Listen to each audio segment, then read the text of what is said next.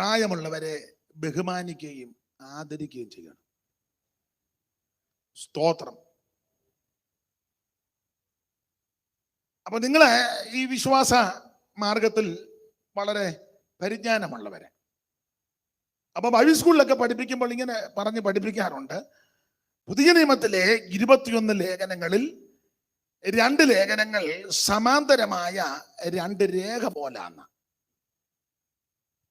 ഒന്ന് നമുക്കറിയാം റോമാലേഖനവും, 2 യാക്കോബിന്റെ ലേഖനവും. കാരണം ഈ 2 ലേഖനത്തിൽ ലേഖനകർത്താക്കൾ 2 വിഷയം അരക്കിട്ടുറപ്പിക്കുക. നമുക്കറിയാം റോമാലേഖനത്തിൽ വിശ്വാസത്താലുള്ള നീതീകരണം.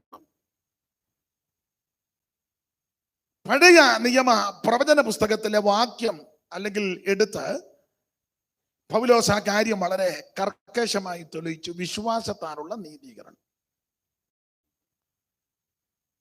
വിശ്വാസത്താൽ ഒന്നും നടക്കത്തില്ല, എല്ലാം വിശ്വാസത്താൽ അധിഷ്ഠിതമാണ്. എന്നാൽ യാക്കോബ് അപ്പോസ്തലൻ അതിനെ ഖണ്ഡിക്കുന്നില്ല. യാക്കോബ് പറയുന്നത് വിശ്വാസം നല്ലതാ, പക്ഷെ പ്രവൃത്തി വളരെ അത്യാവശ്യമാണ്. അതുകൊണ്ട് ഇത് സമാന്തരമായ 2 രേഖ പോലെ ഈ 2 ലേഖനം വന്ന കൂട്ടിമുട്ടുന്നില്ലെങ്കിൽ ഒരേപോലെ പോവുക. മനസ്സിലാകുന്ന ഭാഷയെ പറഞ്ഞ റെയിൽവേ പാളം പോലെ രണ്ടും കൂടെ കൂട്ടിമുട്ടുന്നില്ലെങ്കിൽ ഒരേപോലെ പോവുക. ആട്ടെ, ഒരു ദൈവവചനയെ സംബന്ധിച്ച് വിശ്വാസം വളരെ അത്യാവശ്യമാ, അതിലും അത്യാവശ്യമാ പ്രവൃത്തി. ഇത് രണ്ടും ബാലൻസ് കൊണ്ടുപോകണം. ഒരു പക്ഷിയുടെ 2 ചിറക് പോലാണ് വിശ്വാസവും പ്രവൃത്തി. ആട്ടെ, നാം ഇന്ന് രാത്രി യാക്കോബിന്റെ ലേഖനം 4-ാം അധ്യായം 7-ാം വാക്യമാണ് ചിന്തയ്ക്കെടുത്തത്. ചില ആൾക്കാര് പറയുന്നത് യാക്കോബ് പ്രവൃത്തിക്ക് വലിയ പ്രാധാന്യമൊന്നും കൊടുത്തിട്ടില്ല. ആ പ്രവൃത്തിക്കാണ് പ്രാധാന്യം കൊടുത്തത്, രക്ഷയ്ക്ക് വലിയ പ്രാധാന്യം കൊടുത്തിട്ടില്ലെന്നാ ചിലരുടെ വാദം. പ്രവൃത്തിയെ ഊന്നിയാണ് യാക്കോബ് കാര്യങ്ങളെല്ലാം പറഞ്ഞിരിക്കുന്നത്. രക്ഷയ്ക്ക് വലിയ പ്രാധാന്യം കൊടുത്തിട്ടില്ലെന്നാണ്. എന്നാൽ യാക്കോബിന്റെ ലേഖനമായി ധ്യാനിക്കുന്നവർക്ക് മനസ്സിലാകും, യാക്കോബിനെ പോലെ രക്ഷയ്ക്ക് പ്രാധാന്യം കൊടുത്ത ഒരാൾ വേറെ ഇല്ലെന്നാണ് എന്റെ വാദം. മറ്റുള്ളവരെല്ലാം രക്ഷയെപ്പറ്റി പ്രത്യക്ഷമായിട്ടും പരോക്ഷമായിട്ടും പലയിടങ്ങളിൽ പരാമർശിക്കുന്നെങ്കിലും യാക്കോബ് രക്ഷയെപ്പറ്റി പരാമർശിക്കുന്നത് 3 വിധത്തിലെ രക്ഷയാ. 1 ആത്മരക്ഷ, 2 പ്രാണരക്ഷ, 3 ദേഹരക്ഷ. അങ്ങനെ മറ്റ് ലേഖനം എഴുതിയവരാരും പറയുന്നില്ലെന്നുള്ളതാ അവരുടെ ലേഖനങ്ങളിൽ കുറച്ചുകൂടെ ശ്രേഷ്ഠം. അപ്പോൾ ആത്മരക്ഷ, പ്രാണരക്ഷ, ദേഹരക്ഷ, 3 വാക്യം ഒന്ന് വായിക്കുമ്പോൾ ആ 3 രക്ഷയെ പറ്റി ഈ ലേഖനത്തിൽ കൊടുത്തിട്ടുണ്ട്. 1-ാം അധ്യായത്തിന്റെ 21-ാമത്തെ വാക്യവും 2-ാം അധ്യായത്തിന്റെ 16-ാമത്തെ വാക്യവും 5-ാം അധ്യായത്തിന്റെ ഒടുവിലത്തെ വാക്യവും ഒന്ന് ക്രമത്തിൽ വായിച്ച് സഹായിക്കാമെങ്കിൽ നന്ന്. 1:21. ആകയാൽ എല്ലാ അഴുക്കും ദുഷ്ടതയും ദുഷ്ടതയുടെ ആധിക്യവും നിങ്ങളുടെ ആത്മാക്കളെ രക്ഷിപ്പാൻ ശക്തിയുള്ളതും രക്ഷിപ്പാൻ. അപ്പൊ അവിടെ ആത്മരക്ഷയ്ക്ക് പ്രാധാന്യം കൊടുക്കുക, നിങ്ങളുടെ ആത്മാക്കളെ രക്ഷിക്കാൻ. 5-ാം അധ്യായത്തിന്റെ 19-20 ഒടുവിലത്തെ 2 വാക്യം. 5:19-20. സഹോദരന്മാരെ, നിങ്ങളിൽ ഒരുവൻ സത്യം വിട്ട് തെറ്റിപ്പോകും. സഹോദരന്മാരെ, നിങ്ങളിൽ ഒരുവൻ സത്യം വിട്ട് തെറ്റിപ്പോകുകയും അവനെ ഒരുവൻ തിരിച്ചു വരുത്തുകയും ചെയ്താൽ പാപിയെ നേർവഴിക്ക് ആക്കുന്നവൻ അവന്റെ പ്രാണനെ മരണത്തിൽ നിന്ന് രക്ഷിക്കുകയും. അപ്പോൾ അവിടെ ആ വാക്യം നന്നായിട്ട് വായിച്ച പ്രാണരക്ഷ, പ്രാണനെ മരണത്തിൽ നിന്ന് രക്ഷിക്കണം. അപ്പൊ ഒറ്റ വാക്യം പറഞ്ഞ പ്രാണരക്ഷ. 1-ാം അധ്യായത്തിന്റെ 21-ൽ ആത്മരക്ഷ, 5-ാം അധ്യായത്തിന്റെ 19-20 പ്രാണരക്ഷ. നിന്ന് വിവരിക്കുന്നില്ല, വിഷയം അതല്ലാത്തത് കൊണ്ട്. അപ്പൊ 1-ാം അധ്യായത്തിൽ ആത്മരക്ഷയ അത് യേശുക്രിസ്തുവിൽ കൂടി മാത്രം, മറ്റൊരുത്തനിലും രക്ഷയില്ല. നാം രക്ഷിക്കപ്പെടുവാൻ ആകാശത്തിന് കീഴിൽ മനുഷ്യരുടെ ഇടയിൽ നൽകപ്പെട്ട ഒരേ ഒരു നാമം നസറയനാകുന്ന യേശുക്രിസ്തുവിന്റെ പരിശുദ്ധ നാമം എന്ന് പറഞ്ഞാൽ കർമ്മമാർഗം കൊണ്ടോ പുണ്യപ്രവൃത്തി കൊണ്ടോ ദാനധർമ്മം കൊണ്ടോ നേർച്ച കാഴ്ച കൊണ്ടോ ആചാരം കൊണ്ടോ അനുഷ്ഠാനം കൊണ്ടോ രക്ഷിക്കപ്പെടുകയില്ല. ക്രൈസ്തവ കുടുംബത്തിൽ ജനിച്ചത് കൊണ്ട് രക്ഷിക്കപ്പെടുകയില്ല. പെന്തിക്കോസ് കുടുംബത്തിൽ കൊണ്ട് രക്ഷിക്കപ്പെടുകയില്ല. പാസ്റ്ററുടെ മോനായത് കൊണ്ട് രക്ഷിക്കപ്പെടുകയില്ല. സെൻട്രൽ പാസ്റ്ററുടെ മോനായത് കൊണ്ടും സ്വർഗത്തിൽ പോകുകയില്ല. സഭ പണിതത് കൊണ്ടോ പാൻ മേടിച്ചിട്ടത് കൊണ്ടോ ആമൻ മറ്റ് ഭൗതിക വസ്തുക്കൾ കൊടുത്തത് കൊണ്ടോ അത് തെറ്റാന്നല്ല, നല്ലതാ, പക്ഷെ സ്വർഗത്തിൽ പോകുകയില്ല. ഉപദേശിമാരെ വീട്ടിൽ പാർപ്പിച്ചത് കൊണ്ടോ ഭക്ഷണം കൊടുത്തത് കൊണ്ടോ അതൊക്കെ നല്ല കാര്യം, സ്വർഗത്തിൽ പോകില്ല. സ്വർഗത്തിൽ പോകണമെങ്കിൽ യേശു ക്രിസ്തുവിനെ രക്ഷിതാവായി സ്വീകരിക്കണം. ഇത് പെന്തിക്കോസുകാരാകുന്ന നിങ്ങളോട് പറയേണ്ട കാര്യമില്ല. ആരെങ്കിലും അറിവില്ലാത്തവരുണ്ടെങ്കിൽ അവർക്ക് വേണ്ടിയാ ഇപ്പൊ പറയുന്നത്. നിങ്ങൾക്ക് ഞാൻ ഇച്ചിരി കഴിഞ്ഞ് തരാം. സ്തോത്രം. എല്ലാരെയും നമ്മൾ പരിഗണിക്കണമല്ലോ. അപ്പോൾ ആത്മരക്ഷ യേശു ക്രിസ്തുവിൽ കൂടി മാത്രം. യാതൊരു പുണ്യപ്രവൃത്തി ചെയ്തത് കൊണ്ടോ ദാനധർമ്മങ്ങൾ ചെയ്തത് കൊണ്ടോ രക്ഷിക്കപ്പെടത്തില്ല. കൃപയാൽ ആമേൻ യേശു ക്രിസ്തുവിനെ രക്ഷകനായി സ്വീകരിക്കണം. ഈ യോഗങ്ങൾ അതിന് ഇടയാക്കി തീർക്കട്ടെ. അപ്പോൾ ആത്മരക്ഷ അത് വിവരിക്കുന്നില്ല. 2 പ്രാണരക്ഷ, അതാണ് 5-ാം അധ്യായത്തിന്റെ 19-20 പ്രാണരക്ഷ. സമയത്തെ ഭയപ്പെടുന്നതുകൊണ്ട് വിവരിക്കുന്നില്ല. ഇനി ഈ 2 രക്ഷ കൊണ്ട് ഒരു വ്യക്തിക്ക് ഈ ഭൂമിയിൽ ജീവിക്കാൻ ഒക്കത്തില്ല. ആത്മരക്ഷയും പ്രാണരക്ഷയും ഉറപ്പാക്കി. പക്ഷെ ഈ ഭൂമിയിൽ ജീവിക്കണമെങ്കിൽ ദേഹരക്ഷ ആവശ്യമാണ്. ഭക്ഷണം വേണം, വസ്ത്രം വേണം, പാർപ്പിടം വേണം, ഇപ്പോഴത്തെ കാലം അനുസരിച്ച് യാത്ര ചെയ്യാൻ വാഹനം വേണം. വേണ്ടേ? ആത്മരക്ഷ മാത്രം കരസ്ഥമാക്കിയാൽ നമ്മൾ അങ്ങനെ പാലക്കാടിന് പോകും? വണ്ടി വേണ്ടേ? വണ്ടിയൊക്കെ കയറാൻ ടിക്കറ്റ് എടുക്കണ്ടേ? ടിക്കറ്റ് എടുക്കണേ കാശ് വേണ്ടേ? കാശ് വേണമെങ്കിൽ ദേഹരക്ഷ ആവശ്യമാണ്. അപ്പൊ ദേഹരക്ഷയെ പറ്റി പൗലോസ് യാത്രയോടെ പറയുന്നുണ്ട്. 2-ാം അധ്യായത്തിന്റെ 16-ാം വാക്യം. സമാധാനത്തോടെ പോയി. 15 മുതൽ വായിച്ചപ്പോ കുറച്ചുകൂടെ നന്നാകും. സഹോദരനോ ഒരു സഹോദരനോ സഹോദരിയോ നഗ്നരും അഹോവൃത്തിക്ക് വകയില്ലാത്തവരുമായിരിക്കെ നിങ്ങളിൽ ഒരുത്തൻ അവരോട് സമാധാനത്തോടെ പോയി തീ കായുകയും വിശപ്പടക്കുകയും ചെയ്യുവിൻ എന്ന് പറയുന്നതല്ലാതെ ദേഹരക്ഷയ്ക്ക് ആവശ്യമുള്ളത് നിങ്ങൾ ഈ വകുപ്പും ചട്ടവും പറയുന്നതല്ലാതെ അവന്റെ ദേഹരക്ഷയ്ക്കൊന്നും ചെയ്യുന്നില്ല. നിങ്ങൾക്ക് എല്ലാവർക്കും മനസ്സിലാകുന്നില്ല. മനസ്സിലാകുന്ന രീതി ഞാൻ പറഞ്ഞു തരട്ടെ? വേണ്ടേ? മനസ്സിലാകാൻ വേണ്ടിയാ. ഇപ്പോൾ നമ്മുടെ കൂടെ ആരാധിക്കുന്ന സഭയിലാ കൂടുന്നത്? പഴമ്പാലക്കോട്. നമ്മുടെ പേര് ഞാനങ്ങ് മറന്നുപോയി. ഏബ്രഹാം. അപ്പൊ ഇദ്ദേഹത്തിന്റെ സഭയിൽ ഒരു ഉദാഹരണം ഉടക്കുണ്ടാക്കരുത്. ഇദ്ദേഹത്തിന്റെ സഭയിൽ ഒരു സാധുവായ വിശ്വാസി 1 സെന്റ് ഭൂമിയിൽ കിടക്കാൻ ഇടവില്ല. നമുക്ക് 2 ഏക്കർ സ്ഥലമുണ്ട്. അവനൊരു 10 സെന്റ് സ്ഥലം കൊടുക്കണം. കൊടുത്തേച്ച് വേണം തമ്പേറടിച്ച് ഗ്ലോറി വിക്ടറി കാൽവറിന്ന് പറയാം. എന്നാ നടക്കുവോ? അതാ ശരി. വേണ്ടേ? അവൻ കയറി കിടക്കണ്ടേ? അല്ല തമ്പേർ തല്ലിപ്പൊട്ടിച്ചുകൊണ്ട് കാര്യമായോ? ആഴ്ച 3 തമ്പേർ കുമ്പനാട്ടിൽ നിന്ന്. തമ്പേർ വേണ്ടെന്നല്ല, തമ്പേർ അടിക്കരുതെന്നുമല്ല. അവന്റെ ദേഹരക്ഷയ്ക്ക് ആവശ്യമുള്ള ചെയ്യണം. നിനക്ക് 10 ഷർട്ടുണ്ട്, നിന്റെ കൂടെ ആരാധിക്കുന്നവന് നല്ലൊരു ഷർട്ടില്ല, ഒരെണ്ണം അവന് കൊടുക്കണം എന്നുവെച്ച് വകുപ്പ് പറയണം. നിങ്ങളെല്ലാം ശ്വാസം വിട്. നിങ്ങൾ ഇങ്ങനെ ഇരിക്കുന്ന എന്തിനാ? ഞാൻ കാര്യം പറഞ്ഞെന്നല്ലേ ഉള്ളു. നിങ്ങൾ ശ്വാസം വിട്ടു, നെഞ്ചു വല്ലങ്ങരുത്. സ്തോത്രം. നീ 2 കോടി 3 കോടി 4 കോടിക്ക് വീട് പണിയുന്നു, ദൈവം തന്നതാ, ഞാൻ എതിർക്കുന്നില്ല. നിന്റെ കൂടെ ആരാധിക്കുന്നതിന് ഒരു മുറി പണിതൊരു കഥക് വെച്ച് 2 ഷീറ്റ് ഇടാൻ നിർഭാഗമല്ല.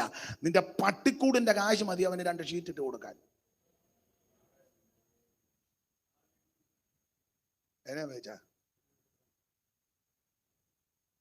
കൊടുക്കുന്നവരില്ലെന്ന് ഞാൻ പറയത്തില്ല. പെന്തിക്കോസിനകത്ത് ഇത് ചെയ്യുന്ന 100 കണക്കിന് ദൈവമക്കളുണ്ട്. ഇനിയും അനേകർ ചെയ്യണം. അങ്ങനെ നാം ക്രിസ്തുവിന്റെ പത്രങ്ങളായി ശോഭിക്കണം. സ്തോത്രം. അങ്ങനെയൊക്കെ നമ്മൾ ചെയ്യായിരുന്നു. ഇത്രയും ടീം പ്രവർത്തനം നടത്തണ്ടായിരുന്നു. നമ്മളിതൊന്നും ചെയ്യാതെ നെടുക നടന്നങ്ങ് ടീം പ്രവർത്തനമാണ്. നമ്മൾ ഇതെന്തേലും ഒന്ന് ചെയ്യായിരുന്നേ ഇത്രയും പ്രവർത്തിക്കണ്ട, അവരോട് ഇങ്ങോട്ട് വന്ന് സ്തോത്രം. ആട്ടെ, ഞാൻ ആ ഭാഗം അങ്ങ് വിടുക. നിങ്ങളുടെ ഇരിപ്പ് കണ്ടിട്ട് അവിടെ നിൽക്കാൻ തോന്നുന്നില്ല. ദൈവത്തിന് മകത്ത്. അപ്പോൾ ആത്മരക്ഷ, പ്രാണരക്ഷ, ദേഹരക്ഷ, ഇത് മൂന്നും യാക്കോബ് വളരെ കർക്കശമായി സ്ഥാപിക്കുക. അപ്പം ഈ ലേഖനം രക്ഷയ്ക്ക് വളരെ പ്രാധാന്യം കൊടുക്കുന്ന ലേഖനമായ യാക്കോബിന്റെ ലേഖനം. അതെ, ഈ യാക്കോബിന്റെ ഓടിച്ചു പോവുക. യാക്കോബിന്റെ ലേഖനത്തിൽ നമുക്കറിയാം 5 അധ്യായങ്ങളാണ്. ഈ 5 അധ്യായങ്ങൾ വേഗത്തിൽ ഓടിച്ചൊന്ന് അപഗ്രഥിച്ച് പഠിച്ചാൽ ഓരോ അധ്യായത്തിലും ഓരോ വിഷയങ്ങളായിട്ടാണ്. ഒരു വിഷയമല്ല, നമുക്കിതൊന്ന് ഓടിച്ച് മനസ്സിലാക്കാൻ. 1-ാം അധ്യായത്തിൽ പരീക്ഷയെ സംബന്ധിച്ച വിഷയം. 2-ാം അധ്യായത്തിൽ പ്രവർത്തിക്ക് ആ കുഞ്ഞുങ്ങളെ ശാന്തമാക്കി, കുഞ്ഞുങ്ങളുടെ മാതാപിതാക്കളോ ചുമതലപ്പെട്ടവരോ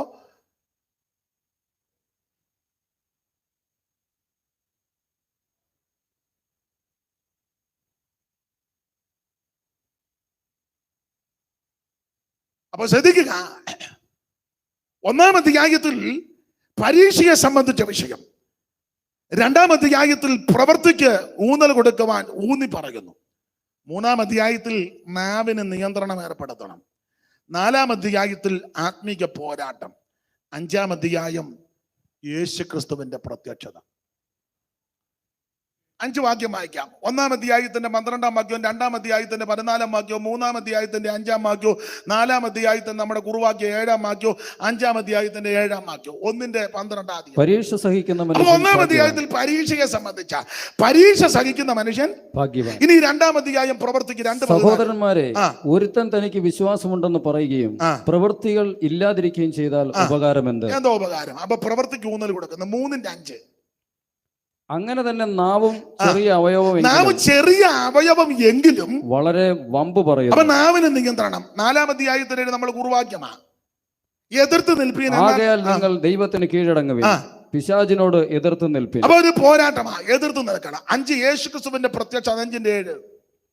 എന്നാൽ സഹോദരന്മാരെ, കർത്താവിന്റെ പ്രത്യക്ഷത വരെ. അപ്പൊ ശ്രദ്ധിക്കുക, വേഗത്തിൽ പഠിപ്പാൻ 5 അധ്യായം അപഗ്രഥിച്ചൊന്ന് ഓടിച്ചു പഠിച്ചാൽ 1-ാം അധ്യായത്തിൽ പരീക്ഷയെ സംബന്ധിച്ച്, 2-ാം അധ്യായം പ്രവർത്തിക്ക് ഊന്നൽ കൊടുക്കുന്നു, 3-ാം അധ്യായത്തിൽ നാവിന് നിയന്ത്രണം, 4-ാം അധ്യായത്തിൽ ആത്മീക പോരാട്ടം, 5-ാം അധ്യായം യേശുക്രിസ്തുവിന്റെ പ്രത്യക്ഷത. അത് ഒന്ന് ഓടിച്ചു പറഞ്ഞ നമ്മളെടുത്ത വാക്യത്തിൽ വന്ന് കൃത്യസമയത്ത് നിർത്തണമല്ലോ. അതുകൊണ്ടാണ്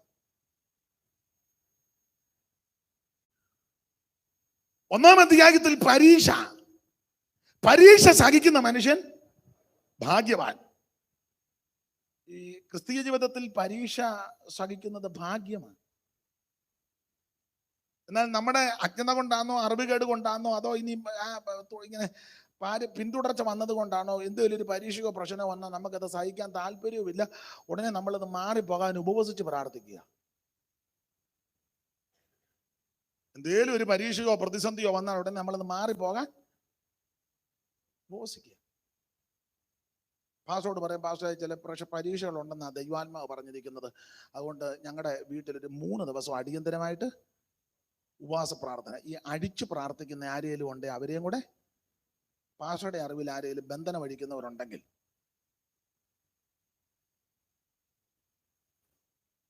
എന്താന്ന് വെച്ചാൽ ഇത് വരുന്ന പ്രശ്നം അങ്ങ് പരീക്ഷ മാറണം. എന്നാൽ പുസ്തകം പഠിപ്പിക്കുന്ന പരീക്ഷ സഹിക്കുന്ന മനുഷ്യൻ ഭാഗ്യവാനാണ്. നീ ഒരു ശരിയായ ദൈവവൈതലാണോ ഇല്ലയോ എന്ന് അറിയുന്നത് പരീക്ഷ കഴിയുമ്പോഴാണ്. അല്ല, പരീക്ഷ സഹിക്കുന്ന മനുഷ്യൻ ഭാഗ്യവാൻ. അടുത്ത പദം, അവൻ കൊള്ളാവുന്നവനായി തെളിഞ്ഞ ശേഷം. അപ്പൊ ഈ പരീക്ഷ കഴിയുമ്പോഴാ ആളെങ്ങനെ ഉണ്ടെന്ന് തെളിയുന്നത്. ആളെങ്ങനെ ഉണ്ടെന്ന് ഈ ഉദാഹരണം ഞാൻ പറയാറുണ്ട്, നിങ്ങൾക്കും അറിയാം. ഈ സ്കൂളിൽ പഠിക്കുന്ന പിള്ളേര് ഉഴപ്പം പിള്ളേരുണ്ട്. ക്ലാസ്സിൽ കയറുകയില്ല, അന്നുള്ള പോഷൻ പഠിക്കുകയില്ല, അഥവാ ക്ലാസ് കയറിയ ടീച്ചറെ ശ്രദ്ധിക്കത്തില്ല, പിള്ളേരുമായിട്ട് കൂട്ടുകൂടി ഉഴപ്പി നടക്കുക, വീട്ടിൽ വന്നാലും പഠിക്കുകയില്ല. ഇങ്ങനെ ഉഴപ്പുന്ന പിള്ളേരുണ്ട്. അങ്ങനെ ഉഴപ്പന്മാരായ പിള്ളേര് പണ്ടത്തെ പരീക്ഷകൾ, പഴയ ഞങ്ങളുടെ നാട്ടിലെ രീതി വെച്ചാൽ, ഇവിടുത്തെ എനിക്ക് അറിയത്തില്ല, എന്തെങ്കിലും അപാകതയുണ്ടെങ്കിൽ നിങ്ങളങ്ങ് പൊറുക്കണം. പണ്ട് എൻ്റെ കുഞ്ഞുനാളില്, നിങ്ങൾ പലരുടെയും കുഞ്ഞുനാളിൽ പരീക്ഷകൾ, സ്കൂളിലെ പരീക്ഷ ഇങ്ങനെ പറയുന്നത്, ഓണപ്പരീക്ഷയും ക്രിസ്തുമസ് പരീക്ഷയും വലിയ പരീക്ഷയും. ഇവിടെ അങ്ങനെയാണെന്ന് അറിയത്തില്ല, ഇവിടെ അങ്ങനെയൊക്കെ തന്നെ. ഓണപ്പരീക്ഷയും ക്രിസ്തുമസ് പരീക്ഷയും വലിയ പരീക്ഷ. അപ്പം ഈ ഉഴപ്പി അടിച്ചു നടക്കുന്ന പിള്ളേർക്ക് വലിയ പരീക്ഷയുടെ ദിവസം വരുമ്പം വെപ്രാളമാണ്. കാരണം അവരൊന്നും പഠിച്ചിട്ടില്ല, ഹോംവർക്ക് ചെയ്തിട്ടില്ല, പഠിച്ചിട്ടില്ല, ക്ലാസ്സിൽ കയറിയിട്ടില്ല, കയറിയാൽ തന്നെ ശ്രദ്ധിച്ചിട്ടില്ല, പിള്ളേരുമായിട്ട് കൂട്ടുകൂടി ഉഴപ്പി നടക്കുകയായിരുന്നു ഒരു വർഷം. അന്നേരം വലിയ പരീക്ഷ വരുന്നു. അപ്പൊ അവന്റെ ചിന്തയും പ്രാർത്ഥനയും, ദൈവമേ സ്കൂളിന് തീ പിടിക്കണേ,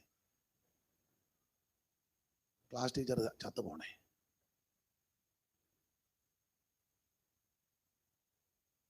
ക്വസ്റ്റ്യൻ പേപ്പറെല്ലാം കത്തിക്കണേ ആരേലും, കാരണം പരീക്ഷ എഴുതണ്ടല്ലോ. എന്നാൽ മറുവശം നന്നായിട്ട് പഠിക്കുന്ന പിള്ളേരുണ്ട്. ഒറ്റ അറ്റൻഡൻസ് പോലും വിടാതെ സ്കൂളിൽ ചെന്ന് ആ ക്ലാസ്സിൽ വളരെ ശ്രദ്ധിച്ച്, ടീച്ചർ പഠിപ്പിക്കുമ്പോൾ ടീച്ചറെ വളരെ ശ്രദ്ധിച്ച് നോക്കി, ഹോംവർക്ക് ഉണ്ടെങ്കിൽ അത് അന്നന്ന് ചെയ്ത്, അന്നുള്ള പോർഷൻ അന്നന്ന് പഠിച്ച് എല്ലാം ഹൃദിസ്ഥമാക്കി വളരെ തിട്ടമായിട്ട് പഠിക്കുന്ന പിള്ളേരുടെ ഉള്ളിലെ ആഗ്രഹം എന്നാണെന്നറിയോ? വലിയ പരീക്ഷ വരണേ, വലിയ പരീക്ഷ വരണേ, വലിയ പരീക്ഷ വരണേ. അവൻ ആ ഡേറ്റ് കാണുമ്പോൾ സന്തോഷമാണ്. എല്ലാ ദിവസവും തന്നെ കലണ്ടറെ നോക്കും, 8 മുതൽ 15 വരെ വലിയ പരീക്ഷ. ദൈവമേ എത്രയും പെട്ടെന്ന് ആ ഡേറ്റ് ആകണേ, കാരണം എല്ലാം പഠിച്ചിരിക്കുക. കാരണം ഈ പരീക്ഷ കഴിയുമ്പോഴാ ഇവൻ തെളിഞ്ഞു വരുന്നത്. മറ്റവന്റെ ചിന്തയോ സ്കൂളിന് തീ പിടിക്കണമെന്ന്. പഠിച്ചവനോ പരീക്ഷ വരട്ടെന്ന്. എന്താ ഇത് പറഞ്ഞ്? ആത്മീകത്തിലും ഇതൊക്കെ തന്നെ. രക്ഷിക്കപ്പെട്ടെന്ന് പറഞ്ഞ് പിന്നെ ഉഴപ്പ. സഭയിലും വരികയില്ല, കൂട്ടായ്മ ആചരിക്കത്തില്ല, സഭയുടെ ഒരു യോഗത്തിനും വരികയില്ല, സഭായത്തിന് വന്നാൽ തന്നെ പൂർണ്ണമായിട്ട് ഇരിക്കത്തില്ല, താമസിച്ചു വരും, നേരത്തെ പോകുമില്ലേ, സാക്ഷി കഴിയുമ്പോൾ മിറ്റത്ത് ആടും, ദശാംശം കൊടുക്കുകയില്ല, കൈയടിക്കത്തില്ല, പാടുകയില്ല, ആരാധിക്കത്തില്ല, പ്രാർത്ഥിക്കത്തില്ല, ഉപവസിക്കത്തില്ല, ദൈവമക്കളുമായുള്ള ആത്മീക ബന്ധമില്ല, വേറെ പുസ്തകം വായിക്കത്തില്ല, ഒരു കുഞ്ഞുങ്ങളോട് സുവിശേഷം പറയത്തില്ല, ഒരു വീട്ടിൽ കയറി ഒരു സുവിശേഷം പറഞ്ഞിട്ടില്ല. ആമൻ പാടത്തിൽ ചെയ്യാത്തവരുണ്ട്. അവർക്ക് പേടിയാ പരീക്ഷ. അവരാ പറഞ്ഞത്, അടിക്കുന്ന പാസ്റ്റർമാരെ ആരേലും, ചൊല്ലി അടിക്കുന്നവരാരേലും ഉണ്ടോ? കൂടൽ കുഞ്ഞുഞ്ഞോ, വാര്യാവര യോനാച്ചനോ, പത്തിച്ചറ യോനാച്ചനോ, അഞ്ചൽ ജോർജ് കുട്ടിയോ, ML ജോർജ് കുട്ടിയോ, കൊളക്കട കുഞ്ഞമ്മയോ? കാരണം ഇത് മുഴുവൻ ഉഴപ്പാണ്. എന്നാൽ വിശുദ്ധിയോടെ, വിശ്വസ്തയോടെ, പരമാർത്ഥതയോടെ വചനപ്രകാരം ജീവിക്കുന്ന ദൈവമക്കൾക്ക് പരീക്ഷ വിഷയമല്ല. Price the Lord. അവർക്ക് പരീക്ഷ വിഷയമല്ല. അവര് പറയും, ഏത് പരീക്ഷ വന്നാലും അതിനെ ജയിക്കുവാൻ എൻ്റെ ദൈവം എനിക്ക് കൃപ തരും. നമ്മുടെ പോരിന്റെ ആയുധം ജഡീകമല്ല, കോട്ടകളെ ഇടിക്കുന്ന ദൈവശക്തിയാ. അവയാ ഞങ്ങൾ സങ്കല്പങ്ങളും വിചാരങ്ങളും ക്രിസ്തുവിന്റെ പരിജ്ഞാനത്തിന് വിരോധമായി പോകി വരുന്ന ഉയർച്ചകളെ, വിചാരങ്ങളെ പിടിച്ചടക്കും. അവർക്ക് ഇതൊന്നും വിഷയമല്ല. സ്തോത്രം. ഉദാഹരണം അബ്രഹാം ജയിച്ചല്ലോ. ജയിച്ചതിന്റെ തുടക്കത്തിലേ ജയിച്ചാ നിൽക്കുന്നത്. അതുകൊണ്ടാ ദൂരെ വെച്ച് ആ സ്ഥലം കണ്ടപ്പോൾ ബാല്യക്കാരോട് പറഞ്ഞ്, കഴുതയുമായിട്ട് ഇവിടെ ഇരുന്നാൽ മതി, ഞാനും ചെറുക്കനോടെ പോയി ആരാധിച്ചു. അത് വേർപാടിനെ കാണിക്കുന്നത്. വേർപാട്. നിങ്ങൾ ഈ കഴുതയുമായിട്ട് ഇവിടെ ഇരുന്നാൽ മതി, ഞാനും ബാലനും അവിടുത്തോളം ചെന്ന് ആരാധന കഴിച്ച് ഞാൻ വരുന്നെന്നല്ല, ഞങ്ങൾ തിരിച്ചു വരുമെന്ന്. വിശ്വാസം. Price the Lord. വിശ്വാസം. അപ്പോൾ പ്രമേണത്തിൽ നിൽക്കുന്നവന് പരീക്ഷ വിഷയമല്ല. ഇവിടെ ഏത് ഗവൺമെന്റ് ഭരിക്കട്ടെ, നമുക്കെന്നെ എന്തുകൊല്ലം കൊണ്ടൊന്നും ഇങ്ങനെ വെപ്രാളം തില്ലുക. നീ വെപ്രാളം പിടിച്ചാൽ വല്ല ഇത് മാറുമോ? ഒന്ന് ബന്ധുക്കോസുകാരെല്ലാം കൂടെ കമ്മിറ്റി കൂടി ഒപ്പിട്ടു. നമുക്ക് നിവേദനം, ആരുടെ നിവേദനം എവിടെ കൊടുക്കാൻ, എവിടേക്ക് വന്ന, എവിടെയേക്കെന്നൊരു സ്ഥലം വേയിച്ചാൻ പറ. ആ, എവിടെയാക്കാനാ? ഒന്നും നടക്കുകയല്ല. സ്തോത്രം. ഉന്നതന് മീതെ ഉന്നതനുണ്ട്, അവന് മീതെ അത്യുന്നതനുണ്ട്. ഇയ്യോ പറഞ്ഞതുപോലെ നീ പറ, ഇപ്പോഴോ എന്റെ സാക്ഷി സ്വർഗത്തിലും എന്റെ ജാമ്യക്കാരൻ ഉയരത്തിലുമാ. നമുക്ക് നീതിയുള്ള വിധി ഉയരത്തിൽ നിന്നാ വരുന്നേ. ഇഷ്ടപ്പെട്ട പാർട്ടിക്ക് വോട്ട് ചെയ്തോണം, പക്ഷെ നീ ഇത് ഗുണം വരുത്തുമെന്നും പറഞ്ഞൊന്നും ചെയ്യണ്ട. ഇന്ന ഗവൺമെന്റ് കയറിയാണ് നമുക്ക് ഗുണം വരുത്തും. ഉടനെ പാസ്റ്റർമാർ വരെ ഇപ്പം പാർട്ടിക്ക് വേണ്ടി. പിന്നെ നമ്മുടെ സഭയെ വിളിച്ച്, നമ്മുടെ സഭ ഇവർക്കുള്ളതാണോ സഭ? ആണോ? അവർക്കുള്ളതാണോ സഭ? സഭ ദൈവമക്കൾ, രക്ഷിക്കപ്പെട്ട ദൈവമക്കൾക്ക് ആരാധിക്കാനും സ്തോത്രം ചെയ്യാനുമാണ്. സഭാകുള്ളിലാണ് ഇപ്പം മീറ്റിംഗ് നടക്കുന്നത്. ഞാൻ പറഞ്ഞത് മനസ്സിലാകുന്നില്ലേ? ഞാൻ എന്തെങ്കിലും അപാകത പറഞ്ഞോ ഉണ്ടെങ്കിൽ പറഞ്ഞ് തിരുത്തി തരണം. ഹല്ലേലൂയ. സഭ അതിനുള്ള സ്ഥലമല്ല. ഒരാഴ്ച മുഴുവൻ ദൈവം നിന്നെ നടത്തി, ഒരാഴ്ച മുഴുവൻ നിന്റെ കുടുംബത്തെ നിന്നെ സൂക്ഷിച്ചു. ആ ഒരാഴ്ച തികയുമ്പോൾ ഒന്നിച്ചു കൂടുന്നത് ആമൻ ദൈവത്തെ ആരാധിക്കാനാ, ദൈവത്തിന് നന്ദി അർപ്പിക്കാനാ, ദൈവത്തെ മഹത്വപ്പെടുത്താനാ. അല്ലാതെ ആമൻ പാർട്ടിയുടെ മീറ്റിംഗ് വെക്കാനും ആമൻ വേറെ മീറ്റിംഗ് വെക്കാനല്ല ദൈവസഭ. അങ്ങനെ മീറ്റിംഗ് വെച്ചാൽ അടിച്ച് നിന്നെ ആണപ്പല് ദൈവം തകർക്കും. നമുക്ക് നാളെ യോഗമില്ലല്ലോ വൈകിട്ട്, എന്നാ ഇന്ന് പറഞ്ഞേച്ചങ്ങ് പോയേക്കാം. അതിൽ ഒടുവിലത്തെ രാത്രി എന്നെ വിളിച്ചത് തന്നെ നന്നായി. ഇടയ്ക്കാ വന്ന് പറഞ്ഞിരുന്നെങ്കിൽ പിന്നെ അതാകെ. സ്തോത്രം. സഭ ദൈവത്തെ ആരാധിക്കാനുള്ള തലവാ. അല്ലാതെ കമ്മ്യൂണിസ്റ്റ് പാർട്ടിക്കും കോൺഗ്രസിനും BJP-ക്കും ആമൻ കമ്മിറ്റി കൂടി തീരുമാനിക്കാനുള്ള സ്ഥലമല്ല സഭ. ഞാൻ നെന്മാറക്കാരോട് മാത്രമോ ഈ മലബാർ സൗത്ത് സോണലിനോട് മാത്രമല്ല പറഞ്ഞത്, ലോകമെമ്പാടുമുള്ള സകല പെന്തിക്കോസുകാരോടുമാണ്. പിന്നെ ഇവിടെ ഇപ്പം മൈക്ക് കിട്ടി, നിങ്ങൾ ഇരിക്കുന്നോണ്ട് ഇവിടെ അങ്ങ് പറയുന്നേ ഉള്ളൂ. ഇത് വേറെ സ്ഥലമായിരുന്നേ അവിടെ പറയും. എല്ലാവർക്കും ഉള്ള സന്ദേശമാണ്. സ്തോത്രം. നിങ്ങൾക്ക് ഇഷ്ടപ്പെട്ട പാർട്ടിക്ക് വോട്ട് ചെയ്തോണം, പക്ഷെ സഭയ്ക്കകത്ത് എന്നാ നിങ്ങൾക്ക് ചിലർക്കൊരു പരുവക്കേട് പോലെ. സ്തോത്രം. സഭ ദൈവത്തിൻ്റെതാ. Praise the lord, praise the lord. ആട്ടെ, ഞാൻ അങ്ങനെ നിന്നാൽ അങ്ങനെ അങ്ങ് പോകും. അതുകൊണ്ട് വെറുതെ എന്തിനാ ഒരു അസ്വസ്ഥത ഉണ്ടാക്കുന്നത്? ദൈവത്തിന് മഹത്വം. നമുക്ക് വേണ്ടി ഒരുവൻ ഉയരത്തിലുണ്ട്, അവിടുന്ന് സകലം നിയന്ത്രിക്കുന്നത്. അപ്പൊ പരീക്ഷ സഹിക്കുന്ന മനുഷ്യൻ ഭാഗ്യവാൻ. ഞാൻ ഓരോ അധ്യായത്തിലും കയറി ഇങ്ങനെ പോയാൽ എടുത്ത വിഷയം പറയാനൊക്കത്തില്ല. അതുകൊണ്ട് 2, 3, 4, 5 അധ്യായത്തിലെ കാര്യങ്ങൾ പറയാണ്. എടുത്ത വാക്യത്തിൽ നിന്ന് ചില കാര്യങ്ങൾ ചിന്തിക്കുക, അതിനെ സമയമുള്ളത്. അതുകൊണ്ടാണ്. അപ്പൊ 4:7 വായിച്ചോ ദൈവദാസനെ. ആകയാൽ നിങ്ങൾ ദൈവത്തിന് കീഴടങ്ങുവീൻ. ആകയാൽ നിങ്ങൾ ദൈവത്തിന് കീഴടങ്ങുവീൻ. പിശാചിനോട് എതിർത്ത് നിൽപ്പീൻ. എന്നാൽ അവൻ നിങ്ങളെ വിട്ട് ഓടിപ്പോകും. ഇവിടെ യാക്കോബ് അപ്പോസ്തലൻ പറയുകയാ, പിശാചിനോട് എതിർത്ത് നിൽപ്പീൻ, എന്നാൽ അവൻ നിങ്ങളെ വിട്ട് ഓടിപ്പോകും. എതിർത്ത് നിൽപ്പീൻ, എന്നാൽ അവൻ നിങ്ങളെ വിട്ട് ഓടിപ്പോകും. എതിർത്ത് നിന്നില്ലെങ്കിലോ? എതിർത്ത് നിന്നാൽ അവൻ നിങ്ങളെ വിട്ട് ഓടിപ്പോകും. എതിർത്ത് നിന്നില്ലെങ്കിലോ? അപ്പൊ എതിർത്ത് നിന്നാൽ ഓടിപ്പോകും, എതിർത്ത് നിന്നില്ലെങ്കിൽ എന്ത് സംഭവിക്കും? അതാ ഇന്ന് രാത്രിയിലെ വിഷയം. എതിർത്ത് നിന്നാൽ ഓടിപ്പോകും, എതിർത്ത് നിന്നില്ലെങ്കിൽ എന്ത് സംഭവിക്കും? അതാണ് ഇന്ന് രാത്രിയിലെ വിഷയം. ഞാൻ സാധാരണ ഈ ഭാഗം സംസാരിക്കുമ്പോൾ ഇങ്ങനെയാ പറയുന്നത്, ഈ എതിർത്ത് നിന്നാൽ അവൻ നിങ്ങളെ വിട്ട് ഓടിപ്പോകും, എതിർത്ത് നിന്നില്ലെങ്കിൽ എന്ത് സംഭവിക്കും? അത് തെളിയിക്കാൻ പഴയ നിയമത്തിലെ ഒരു സംഭവമാണ് ദൃഷ്ടാന്തമായിട്ട് എടുക്കുന്നത്. എതിർത്ത് നിന്നില്ലെങ്കിൽ എന്ത് സംഭവിക്കും? ഇത് ഉപവാസ പ്രാർത്ഥനയും കൂടെ ആയതുകൊണ്ടാണ്. എതിർത്ത് നിന്നില്ലെങ്കിൽ എന്ത് സംഭവിക്കും? ഇത് തെളിയിക്കാൻ പഴയ നിയമത്തിലെ ഒരു സംഭവം ഞാൻ ആ വിഷയത്തെ എന്റെ ശൈലിയിലെ അവതരിപ്പിക്കുന്നത് ഇങ്ങനെ. ഇസ്രായേലിൽ പണ്ട് ഒരു ഉപവാസ പ്രാർത്ഥന,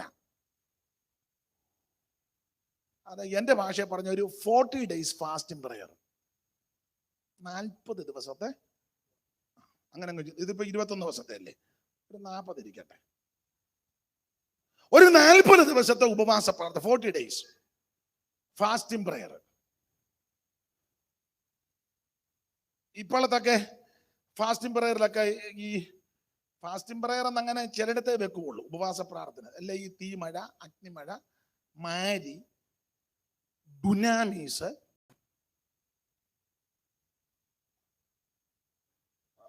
ഓരോരോ പേരുകളാണ്. ഫയർ, പവർ കോൺഫറൻസ്, ഇങ്ങനെയാണോ പവർ കോൺഫറൻസ്? നിങ്ങൾ അങ്ങോട്ട് കൊണ്ടുവന്ന് നോക്കിക്കേ. ഈ നോട്ടീസിൽ ഇങ്ങനെ പലതും വെക്കുന്നുണ്ട്. പിന്നെ മാത്രമല്ല, ഈ യോഗമൊക്കെ ഒന്ന് കൊടുക്കണമെങ്കിൽ ഭയങ്കര പാട്ടുകാരെ കൊണ്ടുവരണം. ഇവര് പിന്നെ മര്യാദക്കാരാ. ഞാൻ വന്നപ്പോൾ ശ്രദ്ധിച്ചു, മിക്ക പാട്ടുകാരുടെ ഇടയിലും രക്ഷിക്കപ്പെടാത്തവരാ. ടീമല്ലേ, ശരിക്കും ഗുണപ്പെടാത്തവരുണ്ട്. ദൈവവുമായിട്ട് യാതൊരു ബന്ധമില്ലാത്ത ധാരാളം എണ്ണമുണ്ട്. അവര് കയറി ആ കസർത്തിട്ട് മുന്നേ ആ തീ കത്തട്ടെ. ഏത് തീ? ഇവൻ ഇത് എന്നതാന്ന് പോലും അറിയാൻ മേല, ചുമ്മാ. അപ്പൊ വലിയ വലിയ പാട്ടുകാരെ, ട്രൂപ്പ്, ഇനി പ്രസംഗിക്കാൻ വരുന്ന ആൾക്കാരും അതുപോലെ പ്രഗത്ഭരെയാ. നോട്ടീസിലൊക്കെ ഡോക്ടർ, റോവറൻ, സോ ആൻഡ് സോ, ഒത്തിരി ഒത്തിരി വിശേഷണങ്ങൾ കൊടുക്കാറുണ്ട്. ഞാൻ എതിർക്കുന്നില്ല. അപ്പൊ ഇസ്രായേലിൽ ഒരു ഉപവാസ പ്രാർത്ഥന 40 ദിവസം. ഈ ഇസ്രായേലിലെ ഉപവാസ പ്രാർത്ഥനയുടെ ഒരു പ്രത്യേകത, എന്റെ വചനത്തെ കൂട്ടുപിടിച്ച ഈ ഉപവാസ പ്രാർത്ഥനയുടെ ഒരു പ്രത്യേകത, 2 ഗ്രൂപ്പുകാർ. ഇപ്പം 2 ഗ്രൂപ്പ് എന്ന് പറയാനൊക്കത്തില്ല, 2 പാനല്. നമ്മളിപ്പം ഇന്ത്യൻ പെന്തിക്കോസ് ആയതുകൊണ്ട് അതായിരിക്കും കുറച്ചുകൂടെ എഫക്റ്റ്. Panel, 2 panel.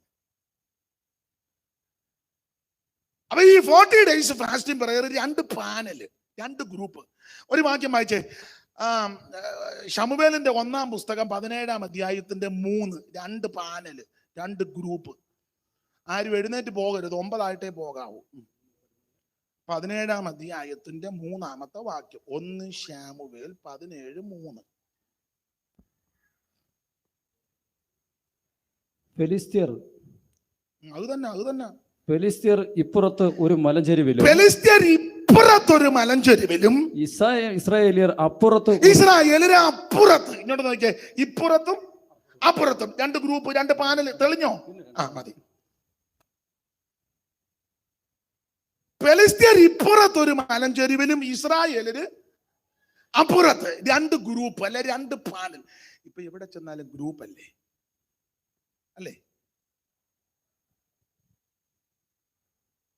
മിക്ക സഭകളിൽ ചെന്നാലും ഗ്രൂപ്പിസമാണ്. പിണങ്ങരുത്, പിണങ്ങിയാലും എനിക്കൊന്നുമില്ല. പാസ്റ്ററും സെക്രട്ടറിയും കൂടെ ഒരു ഗ്രൂപ്പ്, ട്രഷററും കമ്മിറ്റിയും കൂടെ വേറൊരു ഗ്രൂപ്പ്. ഇവരെ എല്ലാം ഒതുക്കാൻ വേറൊരു ഗ്രൂപ്പ്.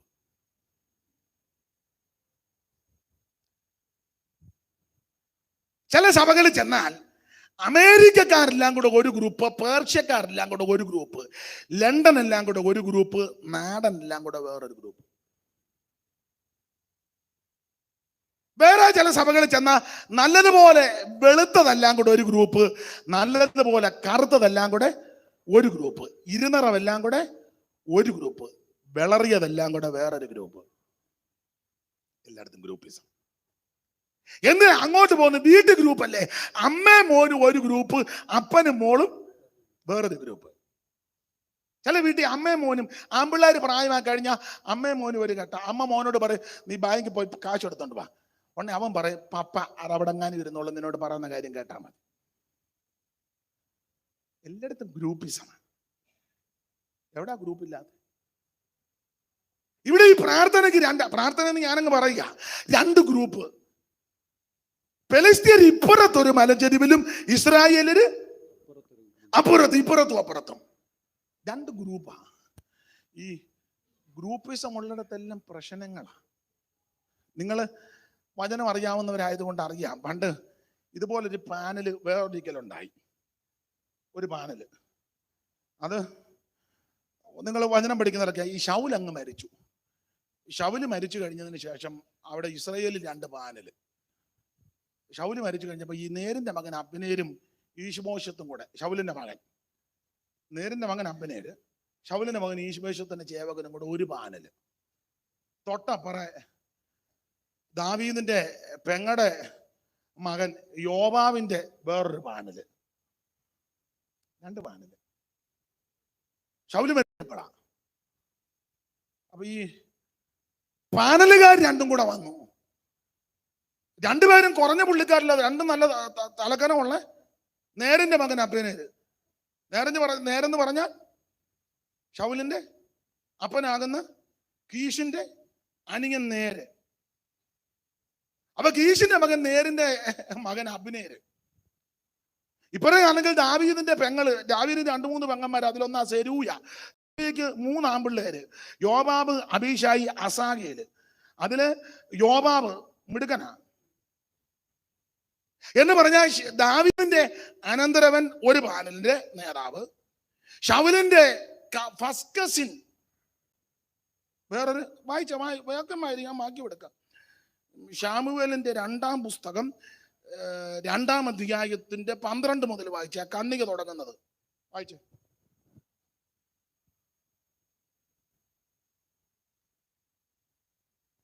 അനന്തരം ദാവീദ് യഹോവയോട്, അല്ലല്ലോ, 2:12 എടുത്ത് ഇവിടെ കണ്ണിക തുടങ്ങുന്ന, നേരിന്റെ മകൻ അബ്നേരും ശൗലിന്റെ മകനായ ഈശ്ബോശത്തിന്റെ ചേവകരും മഹനയീമിൽ നിന്ന് ഗിബയോനിലേക്ക് വന്നു. അപ്പോൾ സെരൂയയുടെ മകനായ യോവാബും ദാവീദിന്റെ ചേവകരും പുറപ്പെട്ട് ഗിബയോനിലെ കുളത്തിനരികെ വെച്ച് ഗിബയോൻ കുളത്തിന്റെ അവിടെ വന്നു. അപ്പൊ ശ്രദ്ധിക്കണം, എന്റെ വിഷയം അതല്ല, പിന്നെ വന്ന വഴിക്ക് ഈ ഭാഗം ഒന്ന് സൂചിപ്പിക്കുന്നതേ ഉള്ളൂ. നേരിന്റെ മകൻ അബ്നേരും ശൗലിന്റെ മകൻ ഈശ്ബോശത്തിന്റെ ചേവകരും, അതൊരു പാനല്. അതിന്റെ ലീഡർ അബ്നേരാ. എന്നാ ഇങ്ങനെ ദീർഘശ്വാസം വിടുന്ന? ഞാൻ കണ്ടു ദീർഘശ്വാസം വിടുന്ന, ഞാൻ കണ്ടു. പാനലായതുകൊണ്ടാണ്. ഒന്ന് ഭാരപ്പെടുവെന്ന് ദൈവത്തിന് മകൻ. ഹല്ലേലൂയ. യോജാന് ദീർഘാശ്വാസം ഒന്നുമില്ലല്ലോ. ദൈവം അനുഗ്രഹിക്കട്ടെ. സ്തോത്രം. എഴുന്നേറ്റ് പോണമെന്നൊന്നുമില്ലല്ലോ. നമുക്ക് യോഗം കഴിഞ്ഞ് പോയാൽ മതി. അവിടെ ഇരിക്കും. അച്ഛാൻ കുനിഞ്ഞിരിക്കുന്നതുകൊണ്ട് ഞാനൊന്നും ചോദിക്കുകയല്ലെന്നായിരിക്കും. എന്നെ നമുക്ക് അത് പിന്നെ വീട്ടിൽ പോയി നമുക്ക് വായിക്കാം. എന്നെ നോക്ക്, ഞാൻ ദോഷമൊന്നും പറയുന്ന ആളല്ല. ഓ സ്തോത്രം. 2 പാനലുകാര്, ഒന്ന് നേരിന്റെ മകൻ അബ്നേർ, ഇപ്പുറത്തെ പാനലിൽ യോവാബ്. 2 കുറഞ്ഞ പുള്ളിക്കാരിൽ, 2 തലക്കനമുള്ളവരാ. ബെന്യാമീൻ ഗോത്രത്തിൽപ്പെട്ടതാ ഒരുത്തൻ. ബെന്യാമീൻ ഗോത്രമാ, കടിച്ചു കീറുന്ന. മറ്റത് ദാവീദിന്റെ ബന്ധമാ, യഹൂദാ ഗോത്രം, ബാലസിംഹം. അതാ പറഞ്ഞ 2 നല്ല തലക്കനമുള്ള. ഈ കനവും തലക്കനവും ഉള്ളവർക്ക് ഈ പാനലുണ്ടാക്കാൻ ഒക്കുള്ളു. ചുമ്മാ റബ്ബർ വെട്ടി കിടക്കുന്ന ഈ പാനലുണ്ടാക്കാൻ ചെന്നാൽ അവര് നല്ല തേമ്പ് അവര് കാശിങ്ങനെ വീശുക. ഇങ്ങനെ അങ്ങോട്ട് ചൂണ്ടിക്കാണി. അത് അത്യാവശ്യമാണ്, ശ്രദ്ധിക്കണം. ദൈവത്തിന് മകൻ എല്ലാരും ശ്രദ്ധിക്കണം. പ്രസംഗിക്കുന്ന നിങ്ങളോട് മാത്രമല്ല, എന്നോടും കൂടാ. ഇത് ഇരുവായ്ത്തലകളുള്ള വാളാ. എന്നെയും വെട്ടും, എന്നെയും ചെത്തും. നിങ്ങളെ മാത്രമല്ല, നിങ്ങളെക്കാൾ കൂടുതൽ ശിക്ഷാവിധി എനിക്കാ വരുന്നത്. നിങ്ങളെ നോക്കിയല്ലേ ഞാൻ പറഞ്ഞേ, കൂടുതൽ ഞാനാ കണക്ക് കൊടുക്കേണ്ടത്. നിങ്ങൾ കേൾക്കുന്നതേ ഉള്ളൂ, ഞാനാ പറയുന്നത് കൂടുതൽ എനിക്കാ. അതുകൊണ്ട് ഞാൻ ഭയത്തോടാ ഇത് പറയുന്നത്. ഇത് സംസാരിക്കുമ്പോൾ ഞാൻ എൻ്റെ ഉള്ളിൽ എൻ്റെ അകൃത്യങ്ങളും എൻ്റെ അപാകതകളും ക്ഷമിക്കണമെന്ന് ഉള്ളിൽ പ്രാർത്ഥിച്ചാ ഇത് പ്രസംഗിക്കുന്നത്. എന്ന് പറഞ്ഞാൽ ഈ പ്രാർത്ഥന കഴിയുമ്പോൾ ഞാനും നിങ്ങൾ യഥാസ്ഥാനപ്പെട്ട് കർത്താവിന്റെ വരവിന് വേണ്ടി ഒരുങ്ങണം. ആര് കൈവിടപ്പെട്ടു പോകരുത്. Praise the Lord. രണ്ട് പാനൽ, ഒരു പാനലിന്റെ നേതാവ് യോബാബ്, ഇപ്പുറത്തെ പാനലിന്റെ നേര് അബ്നേര്. അപ്പൊ ഈ രണ്ടു കൂട്ടരും കൂടെ ഗിബയോൻ കുളത്തിന്റെ അവിടെ വന്നു. ഗിബയോൻ, അപ്പൊ ഞാൻ ആ ഭാഗം തന്നെ പറഞ്ഞാൽ ഇന്ന് അവിടെ നിന്ന് തന്നെ പറയേണ്ടി വരും. ഗിബയോൻ കുളത്തിന്റെ അവിടെ വന്നപ്പം ഈ പാനലിന്റെ നേതാക്കന്മാര്, ഇവിടെ യോബാവ്, അപ്പുറം അബ്നേര്. അപ്പൊ യോബാവ് അബ്നേരിനോട് പറഞ്ഞു, ഒരു കാര്യം ചെയ്യും, ബാല്യക്കാര് നമ്മുടെ മുന്നിൽ ഒന്ന് കളിക്കട്ടെ, ബാല്യക്കാര് നമ്മുടെ മുന്നിൽ ഒന്ന് കളിക്കട്ടെ. നമുക്കിപ്പോ ടൈം ഉണ്ടല്ലോ, കോവിഡ് ആയതുകൊണ്ടും മറ്റു യോഗങ്ങളൊന്നും, ഒരു യോഗങ്ങളും ഇപ്പൊ എല്ലാം സൂമിനകത്ത് കൂടാ. കാണാമോ? കാണാം. ബാബുച്ചാൻ എന്തിയേ? ബാബുച്ചാൻ കുളിക്കാൻ അങ്ങോട്ട് കയറി ഇങ്ങനെ സാറ്റ് കളിച്ചിരിക്കുക സൂമിനകത്ത്. ഇഷ്ടം പോലെ സമയമുണ്ട്, ഇഷ്ടം പോലെ സമയമുണ്ട് കളിക്കാൻ. അപ്പൊ യോബാബ് പറഞ്ഞു, ബാല്യക്കാരാണ് നമ്മുടെ മുമ്പാകെ ഒന്ന് കളിക്കട്ടെന്ന്. വായിച്ച്, അവർ കുളത്തിന്റെ ഇപ്പുറത്തും അവർ കുളത്തിന്റെ ഇപ്പുറത്തും മറ്റവർ കുളത്തിന്റെ അപ്പുറത്തും. അതാ ഞാൻ പറഞ്ഞ രണ്ട് പാനൽ, ഇവരും ഇപ്പുറത്തും അവരും അപ്പുറത്തും. നമ്മൾ 17 വായിച്ചത് ഇപ്പുറത്തും അപ്പുറത്തും, ഇവിടെ വായിക്കുന്ന ഇപ്പുറത്തും അപ്പുറത്തും. അതാ പറഞ്ഞ ഗ്രൂപ്പിസം.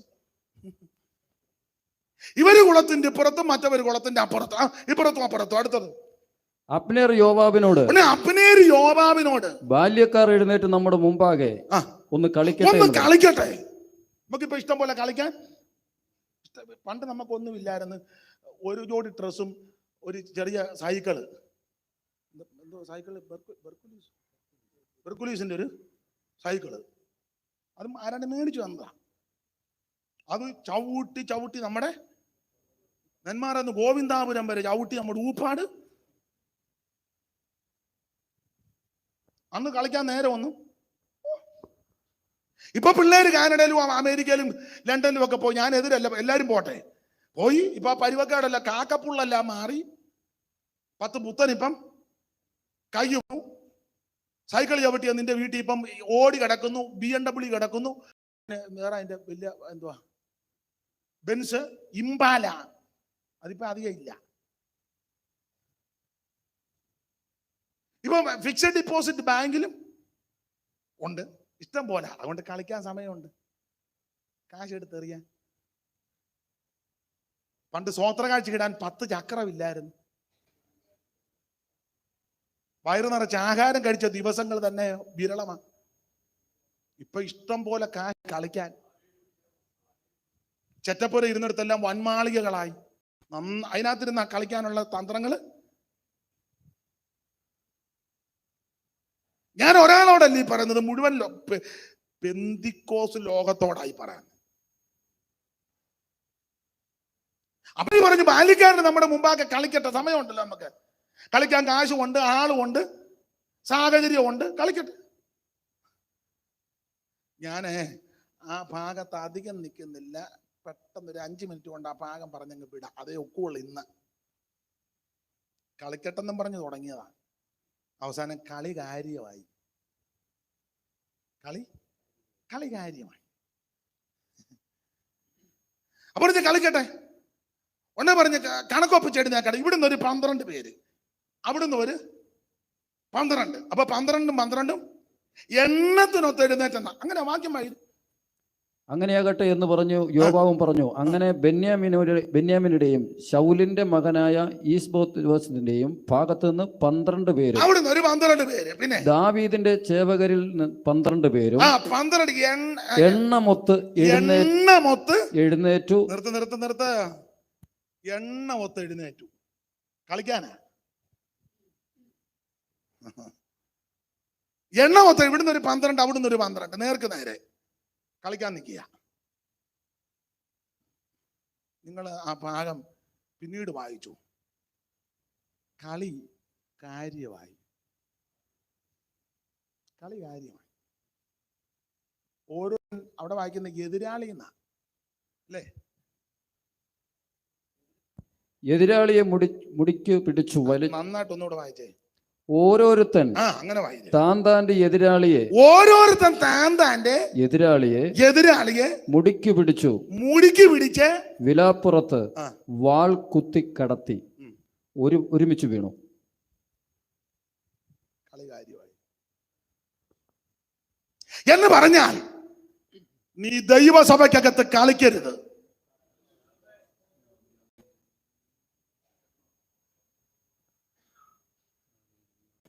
സെക്രട്ടറി ആണെങ്കിലും കൊള്ളാം, ട്രഷറർ ആണെങ്കിലും കൊള്ളാം, കമ്മിറ്റി ആണെങ്കിലും കൊള്ളാം, കൗൺസിൽ ആണെങ്കിലും കൊള്ളാം, ജനറൽ ആണെങ്കിലും കൊള്ളാം, സ്റ്റേറ്റ് ആണെങ്കിലും കൊള്ളാം, കളിക്കരുത് ദൈവസഭയ്ക്കകത്ത്. ദൈവസഭ കളിക്കാനുള്ള സ്ഥലമല്ല. ദൈവസഭ മുമ്പേ ഓർപ്പിച്ചല്ലോ, ദൈവത്തെ ആരാധിക്കേണ്ടടമാ. കളി. ഞാന് പറയുന്നതിൽ നിങ്ങൾ എന്നോട് എതിരൊന്നും തോന്നരുത്. എനിക്കിതൊന്നും വിഷയമല്ല, അത് വേറൊരു വിഷയം. ജോയിച്ചാൻ പറയണമെന്നാ ഞാൻ പറഞ്ഞാലേ ഒക്കുള്ളൂ. പിന്നെ അതിനാ ഈ പരുവത്തിന് എന്നെ വിട്ടേക്കുന്നത്. വേറെ ആരെങ്കിലും പറഞ്ഞാൽ നിങ്ങൾ വെച്ചേക്കുവോ? നല്ല ചേലായി ഒക്കെ പറയാൻ ദൈവം എനിക്ക് പ്രത്യേക അഭിഷേകം എന്താന്ന് എന്നോട് പറഞ്ഞ് ഇതൊക്കെ ഇട്ടുകൊണ്ട് നേരെ നെന്മാറയ്ക്ക് പൊക്കോ, ഞാൻ കൂടെ ഉണ്ടെന്ന് പറഞ്ഞ് വിട്ടതാ. വേറെ വല്ല ഉപദേശമാര് പറഞ്ഞാൽ നിങ്ങൾ കേന്ദ്രത്തിൽ അറിയിച്ചു ട്രാൻസ്ഫർ കൊടുക്കുക. എന്നെ അങ്ങോട്ട് വിടാൻ എനിക്ക് എങ്ങും ഇല്ല, ഞാനെങ്ങോട്ട് പോകാന്? സ്തോത്രം. കളി കാര്യമായി. ഞാൻ ഉദാഹരണം പറയുമ്പോൾ നിങ്ങൾക്ക് മനസ്സിലാകും. ഉദാഹരണമാണ്, ഉടക്കാനല്ല, ഉദാഹരണമാണ്. ഞാൻ പേര് വിട്ടുപോയി, ഫുൾ നെയിം പറയണം. PV മാത്യു, സ്ഥലം പാലക്കാട്. അങ്ങനെ അഡ്രസ് PV മാത്യു, പാലക്കാട്. നമ്മൾ ഇതടിക്കുമല്ലോ ഫോട്ടോ വെച്ച്, അതിനെന്നാ പറയുന്നത്? വിസിറ്റിംഗ് കാർഡ് പരിചയപ്പെടുത്താൻ വേണ്ടി അടിച്ചതാ. ഇപ്പം വന്ന് ഞാൻ അദ്ദേഹത്തെ ഉദാഹരണമായിട്ട് എടുത്തന്നേ ഉള്ളൂ. അല്ലെ എൻ്റെ പേര് പാസ്റ്റർ അനീഷ് കാവാലം, ഒരു ഫോട്ടോയും വെച്ച്.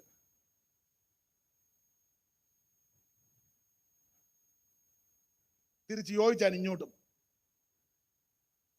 അതിപ്പോ കാര്യമായി.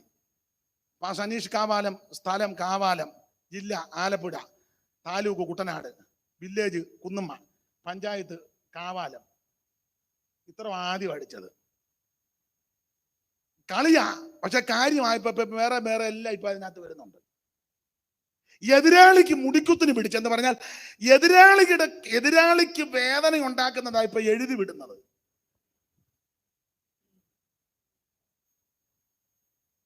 ഞാൻ പറഞ്ഞ കാര്യം മനസ്സിലായോ? ഒരു സഭയെ കൂടുന്നതാ, ഒരു സെന്ററിൽ കൂടുന്നതാ, ഒരു പ്രസ്ഥാനത്ത് നിൽക്കുന്നതാ. പക്ഷെ എതിരാളിക്കും അവന്റെ കുടുംബത്തിനും കുടുംബാംഗങ്ങൾക്കും മനോവേദന ഉണ്ടാക്കുന്നതാ എഴുതി പിടിപ്പിക്കുന്നത്. ഇത് ദൈവികമല്ല, ഇത് ദൈവം അംഗീകരിക്കത്തില്ല. സ്തോത്രം. അതല്ലേ എതിരാളിയുടെ മുടി പിടിച്ച വേദനയില്ലേ? അങ്ങോട്ടും ഇങ്ങോട്ടും വേദനിപ്പിക്കുകയല്ലേ? അല്ലേ? അവൻ ശരിയല്ല, ആ പുള്ളി ശരിയല്ല, ഞാനാണ് ശരി. പിന്നെ ജയിക്കാൻ വേണ്ടി എന്തും ഫേസ്ബുക്കിനകത്തും പിന്നെ എന്തിനകത്തൊക്കെ എഴുതുന്നേ, വാട്സപ്പില്, പിന്നെ വേറെ ഏതാണ്ടുണ്ട്. എനിക്കറിയത്തില്ല എന്നാന്ന്, നമ്മൾ ഇത് എഴുതാത്തതുകൊണ്ട് ഇത് അറിയത്തില്ല എന്നാന്ന്. ഇത് പാടില്ല. നിന്റെ കൂട്ടു സഹോദരനാ, നിന്റെ കൂട്ടുവിശ്വാസിയാ. അവനെയും അവളെയും യേശുവിന്റെ രക്തത്തെ വീണ്ടെടുക്കപ്പെടുത്തി അന്യോന്യം ചെളിവാരി എറിയരുത്. ജയിക്കുവോ തോക്കുവോ എന്നുള്ളതല്ല വിഷയം, അന്യോന്യം ചെളിവാരി എറിയരുതെന്ന്. പാടില്ല, ദൈവം പൊറുക്കത്തില്ല. ഞാൻ അതിന് ന്യായമായ ഒരു വശം പറയാം. നമ്മുടെ സഭയ്ക്ക് നേതൃത്വം ആവശ്യമാണ്. ഒരു സഭയല്ലയോ അത്? ഈ ഇപ്പോഴത്തെ ഗവൺമെന്റിന്റെ നിയമവും രാജ്യത്തിന്റെ നിയമം അനുസരിച്ചെല്ലാം ഭംഗിയായിട്ട് പോകണം. പക്ഷെ അത് ചെളിവാരി എറിഞ്ഞും കരിവാരി തേച്ചും ആക്ഷേപിച്ചും അധിക്ഷേപിച്ചും ഒരു കസേര പിടിച്ചെടുക്കരുത്. എടുത്താൽ അധിക നാളാ കസേര ഇരിക്കാൻ. ഞാൻ ഇപ്പൊ അത്രയും ഭാഗം പറഞ്ഞ് അങ്ങ് വിടുക. അവിടെ വായിക്കുന്നത് കളി കാര്യമായി ഓരോരുത്തരും എതിരാളിയുടെ ഓരോരുത്തൻ താൻ എതിരാളിയെ മുടുക്കി പിടിച്ചു, വിലാപ്പുറത്ത് വാൾ കുത്തിക്കടത്തി, ഒരുമിച്ച് വീണു. എങ്ങനെയുണ്ട്? ഇവിടെ 12, അവിടെ 12, 24 എണ്ണം പാട്ടു. ഇത് ശരിക്കൊന്ന് ശ്രദ്ധിച്ചാൽ ഇപ്പൊ എത്ര കുടുംബത്തിലാ മനപ്രയാസം? 24 കുടുംബത്തിൽ. രണ്ടുപേരും ഒപ്പിച്ച വിനയാ. അബ്നേരും യോവാബും കൂടെ ഒത്തത്. അബ്നേരും യോവാബും കൂടെ കളിക്കാൻ കയറി. ഇപ്പൊ 24 കുടുംബത്തിൽ പ്രശ്നം. അപ്പൊ ഈ 12, 24 വീണപ്പോ കളി നിർത്തണ്ടേ? എന്നിട്ടും നിർത്തിയില്ല. നിങ്ങൾ നാടോട്ട് പഠിച്ചാൽ അറിയാം. അസായാലെ ശീഘ്രഗാമിയ കാട്ടുകലയെ പോലെ അവന് യോവാബിന് നേർക്ക് ചെന്നു, അബ്നേരിന് നേർക്ക് ചെന്നു. അബ്നേർ ഉടനെ പറഞ്ഞു, ഡാ പോ, നിർത്ത്, മതി, ഞാൻ കളിക്കാനില്ല, നിർത്ത്, പോവുകയല്ല. പിന്നെയും ചെന്ന് കളിക്കാൻ. അബ്നേര് അസാഹേലിനെ തീർത്തു. പിന്നെ പ്രശ്നം തീരുന്നില്ല. നിങ്ങളുടെ പുസ്തകം വായിച്ചാൽ അറിയാം. അബ്നേര് അസാഹേലിനെ വകവരുത്തി. പിന്നീട് അന്ന് അവിടെ വെച്ച് തീരുന്നില്ല. കാരണം ഇത് തലമുറ കണ്ട് വളരുക. അവരും ഇതൊക്കെ തന്നെ. വല്യപ്പൻ ചെയ്തു വെച്ച വിനയാ. അതിങ്ങനെ നമ്മൾ പാർട്ടിക്കാരും ചിലക്ക് ഈ മുദ്രാവാക്യം വിളിക്കുമല്ലേ, തലമുറയായി ഞങ്ങളിത് കൈമാറും. മേടിക്കട്ടെ. അബ്നേര് അസാഹേലിനെ വകവരുത്തി. തീർന്നോ? അവസാനം അബ്നേരിനെ യോവാബ് സ്വകാര്യം പറയാനാന്നും പറഞ്ഞ് വിളിച്ചു മാറ്റി നിർത്തി വെച്ചു. അവനെ തീർന്നു. എന്നിട്ടും തീർന്നില്ല. ദാവീദ് മരിക്കാൻ നേരത്ത് ശലോമോനോട് പറഞ്ഞു, നീ യോവാബിനെ സൂത്രത്തെ തട്ടിയാക്കാൻ. ഒരു ചെറിയ കളി തുടങ്ങിയതാ. അതുകൊണ്ട് ഒരു ദൈവദാസൻ എന്നുള്ള നിലയിൽ ഈ വചനത്തെ ഭയപ്പെടുന്നത് കൊണ്ട് ലോകമെമ്പാടുമുള്ള സകല വിശുദ്ധന്മാരോടും പറയാം, സഭ കളിക്കാനുള്ള സ്ഥലമല്ല. സഭ കളിക്കാനുള്ള സ്ഥലമല്ല. സഭ ദൈവത്തെ ആരാധിക്കാനും ദൈവത്തെ മഹത്വപ്പെടുത്താനും ദൈവം നടത്തിയ വിധങ്ങളും വഴികൾ ഓർത്ത് ദൈവത്തിന് സ്തോത്രം ചെയ്യാനുള്ള സമയം. താഴ്ചയിൽ നമ്മെ ഓർത്താധരിച്ചല്ലോ, വീഴ്ച എന്നിയെ കാത്തോമനിച്ചല്ലോ, വൈരിയൻ കയ്യിൽ നിന്നും വീണ്ടെടുത്തല്ലോ, ധൈര്യമായി നമുക്ക് പാടിടാമല്ലോ, താൻ നല്ലവനല്ലോ, ദയ എന്നും അവന്, താൻ വല്ലവനല്ലോ, സ്തുതി എന്നും അവന്, താൻ ഉന്നതനല്ലോ, കൃപ ചെയ്തിടുമല്ലോ, തൻ സന്നിധിയിലെന്നും പ്രബോധമുണ്ടല്ലോ. നമ്മുടെ കരമുയർത്തി ദൈവത്തിന് മഹത്വം കൊടുക്കാം. എന്നെ കേൾക്കുന്ന ദൈവദാസന്മാരെ, ദൈവമക്കളെ, പ്രിയപ്പെട്ടവരെ, ഒരിക്കൽ കൂടെ ഊന്നി പറഞ്ഞ ഭാഗമിട. സഭ കളിക്കാനുള്ള സ്ഥലമല്ല. സഭ അവൻ അങ്ങോട്ട് കൊണ്ട് കാലുവാരാനുള്ള സ്ഥലമല്ല. സഭ കസേര കളിക്കാനുള്ള സ്ഥലമല്ല. സഭ ദൈവത്തെ ആരാധിക്കേണ്ടടമാ. Price the Lord. അത് നമ്മുടെ വിഷയത്തിൽ വരാം. ഫെലിസ്ത്യർ ഇപ്പുറത്തൊരു മലഞ്ചെരുവിലും ഇസ്രായേലിന് അപ്പുറത്തൊരു മലഞ്ചെരുവിലും, 2 ഗ്രൂപ്പ്. അപ്പൊ എന്റെ ചിന്ത, ഒരു ഗ്രൂപ്പ് 10 വരും, മറ്റേ ഗ്രൂപ്പ് 10 വരും. ഇവിടെ 2 അടി ഉപവാസപ്രാർത്ഥനയാണ്. ഇവിടെ 2 അടി ഒരു പാട്ടും, അവിടെ 3 അടി 3 പാട്ടും. നമ്മുടെ പെന്തിക്കോസ് ശൈലി പറഞ്ഞാൽ 10 മണിക്ക് യോഗം തുടങ്ങി, 10:15 പാട്ടായി, 10:30 ആരാധന, 10:45 പ്രൈസ് ആൻഡ് വർഷിപ്പ്. ഇപ്പൊ അങ്ങനെയൊക്കെയാണ് നമ്മുടെ മെത്തേഡ്. ഒന്നുകൂടെ പറയാം, ഉപവാസപ്രാർത്ഥനയുടെ മെത്തേഡാ. 10 യോഗം, 10:15 പാട്ട്, 10:30 ആരാധന, 10:45 പ്രൈസ് ആൻഡ് വർഷിപ്പ്. നിങ്ങൾ ശ്രദ്ധിച്ചില്ലേ? തൂങ്ങും ചെത്ത പോലെ നിൽക്കുന്നതാണ്.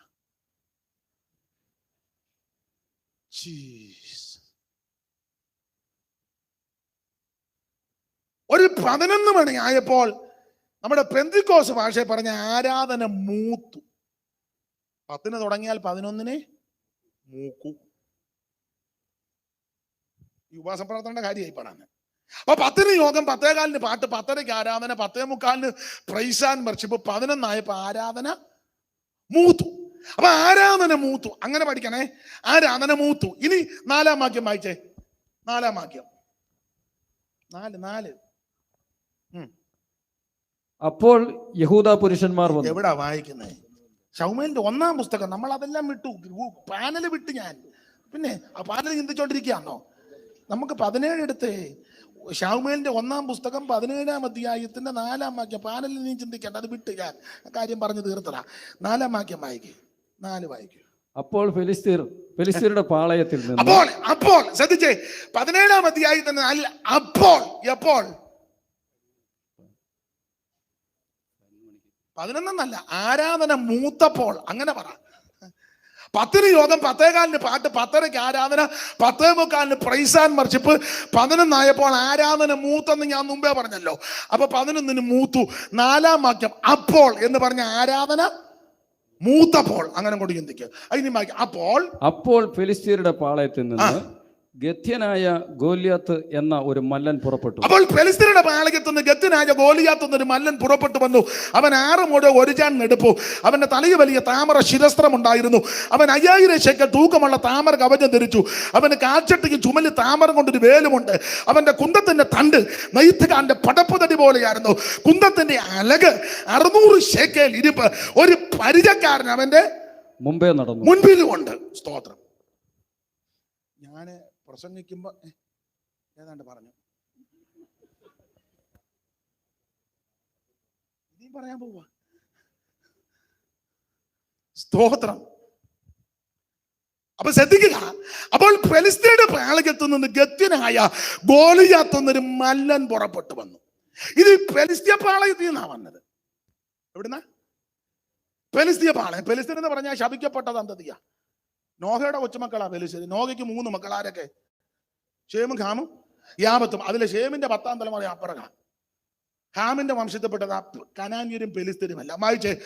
10-1, 10-6, 10-13, 10-14, 11-10, 12, 14, 16, 18, 20, 22, 24, 26, 27. ആദ്യം ഉൽപ്പത്തി 10-1.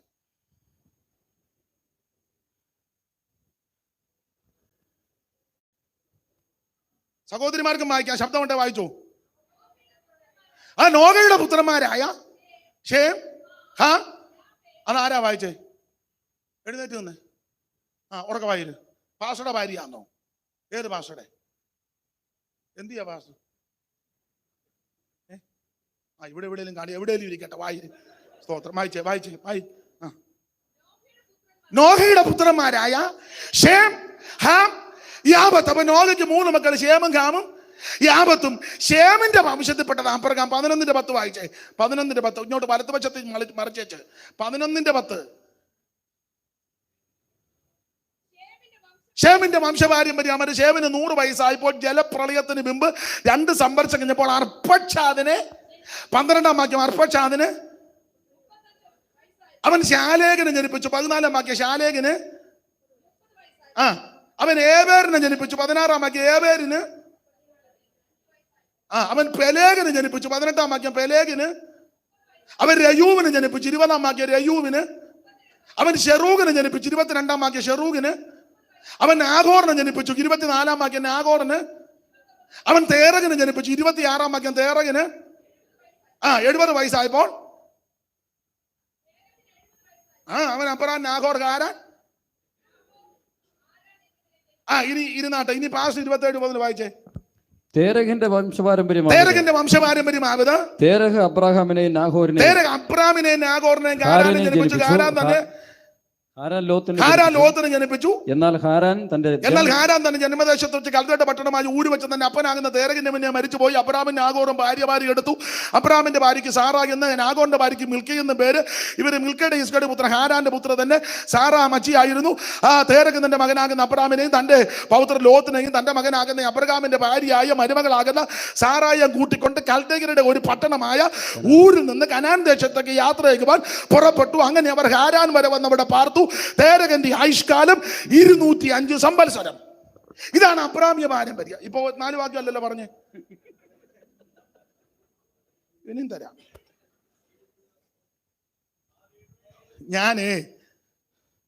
എനിക്ക് ഒരു ഗതിയും ഗത്യന്തരവും ഇല്ലാതെ അമ്പലത്തിൽ നിന്ന് വരുമ്പോഴാണ് രക്ഷിക്കപ്പെടുന്നത്. എനിക്കിതൊന്നും അറിയത്തില്ലായിരുന്നു. ഇതെന്നതാന്ന് പോലും എനിക്കറിയാൻ മേലായിരുന്നു. എൻ്റെ യേശു എന്നെ രക്ഷിച്ചു. അതല്ലാതെ ഒന്നുമില്ല. ഇതിനകത്ത് വന്നേ പിന്നെ ഈ തേനിലും തേൻകെട്ടകിലും മധുരമുള്ള തിരുവചനം ധ്യാനിപ്പാനും പഠിപ്പാനും ദൈവം തമ്പുരാൻ നൽകിയ കൃപകൾക്കായിട്ട് ദൈവത്തിന് മഹത്വം. ദൈവത്തിന് മഹത്വം, ദൈവത്തിന് മഹത്വം, ദൈവത്തിന് മഹത്വം, ദൈവത്തിന് മഹത്വം, ദൈവത്തിന് മഹത്വം, ദൈവത്തിന് മഹത്വം.